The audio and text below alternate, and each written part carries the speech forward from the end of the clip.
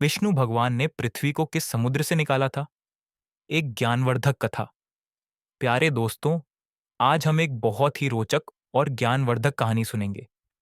यह कहानी हमारे पौराणिक ग्रंथों से है और ये हमें सृष्टि, पाप पुण्य और भगवान की कृपा के बारे में बहुत कुछ सिखाती है। हमारा प्रश्न है, भगवान विष्णु ने पृथ्वी को किस समुद्र से निकाला था, जबकि समुद्र तो पृथ्वी पर ही है? ये प्रश्न बहुत ही स्वाभाविक है। जब हम आज की दुनिया को देखते हैं तो हमें बड़े बड़े महासागर जैसे प्रशांत महासागर, हिंद महासागर आदि दिखाई देते हैं और ये सभी पृथ्वी के ऊपर ही हैं। तो फिर भगवान ने पृथ्वी को समुद्र से कैसे निकाला? इस रहस्य को समझने के लिए हमें उस समय की कल्पना करनी होगी जब आज की तरह यह दुनिया नहीं थी। ये सृष्टि के आरंभिक काल की बात है। कहानी का आरंभ, हिरण्याक्ष का आतंक। बहुत समय पहले जब सृष्टि की रचना का कार्य चल रहा था, तब कश्यप ऋषि और उनकी पत्नी दिति के दो पुत्र हुए, हिरण्यकशिपु और हिरण्याक्ष। ये दोनों दैत्य थे और बहुत ही शक्तिशाली और अहंकारी थे।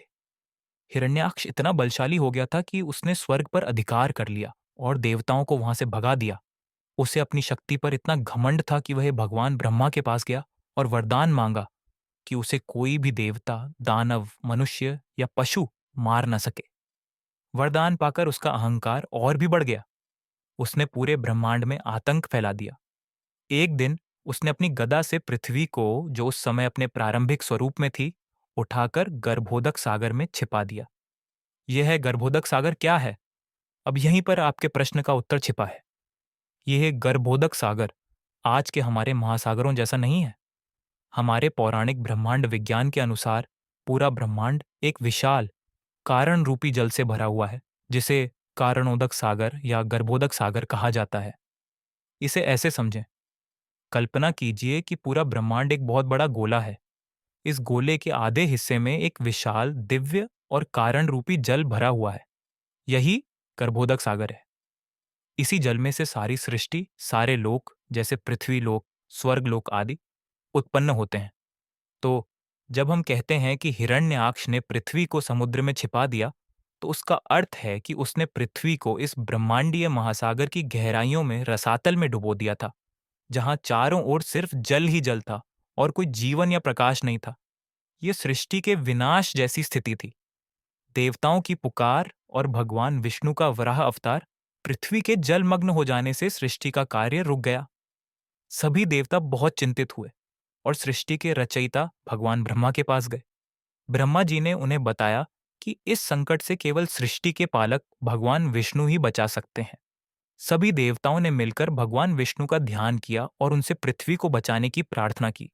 तब भगवान विष्णु ब्रह्मा जी की नासिका, नाक से एक छोटे से वराह, जंगली सुअर के रूप में प्रकट हुए। देखते ही देखते उन्होंने एक विशाल पर्वत के समान शरीर धारण कर लिया। उनका रूप बहुत ही अद्भुत और शक्तिशाली था। पृथ्वी की खोज और हिरण्याक्ष से युद्ध भगवान विष्णु ने अपने वराह अवतार में उस अथाह गर्भोदक सागर में प्रवेश किया। अपनी थूथनी नाक से सूंघते हुए उन्होंने पृथ्वी का पता लगा लिया, जो उस सागर की अनंत गहराइयों में खो गई थी। उन्होंने अपनी विशाल दाढ़ों पर पृथ्वी को स्थापित किया और उसे ऊपर की ओर लाने लगे। जब हिरण्याक्ष ने यह देखा तो वह क्रोधित हो उठा और भगवान वराह को ललकारने लगा। दोनों के बीच एक भयंकर युद्ध हुआ जो कई वर्षों तक चला। भगवान वराह ने हिरण्याक्ष को अपनी शक्ति का परिचय दिया, लेकिन हिरण्याक्ष अपने अहंकार में चूर था। अंत में भगवान विष्णु ने अपने वराह रूप में हिरण्याक्ष का वध कर दिया। पृथ्वी का उद्धार। हिरण्याक्ष का वध करने के बाद भगवान वराह ने अपनी दाढ़ों पर रखी हुई पृथ्वी को गर्भोदक सागर से बाहर निकाला और उसे ब्रह्मांड में उसकी सही कक्षा में स्थापित किया। उन्होंने पृथ्वी को फिर से समतल किया, उस पर पहाड़ों और नदियों का निर्माण किया ताकि जीवन फिर से संभव हो सके। इस तरह भगवान विष्णु ने पृथ्वी का उद्धार किया। कहानी का सार और आपके प्रश्न का उत्तर तो प्यारे विद्यार्थियों, अब आप समझ गए होंगे। भगवान विष्णु ने पृथ्वी को आज के किसी महासागर से नहीं, बल्कि गर्भोदक सागर नामक एक ब्रह्मांडीय महासागर से निकाला था। यह घटना सृष्टि के आरंभिक काल की है, जब पृथ्वी और ब्रह्मांड का स्वरूप आज जैसा नहीं था। यह कहानी हमें सिखाती है कि जब जब पृथ्वी पर अधर्म और अहंकार बढ़ता है, तब तब भगवान किसी न किसी रूप में अवतार लेकर धर्म की स्थापना करते हैं और पृथ्वी की रक्षा करते हैं।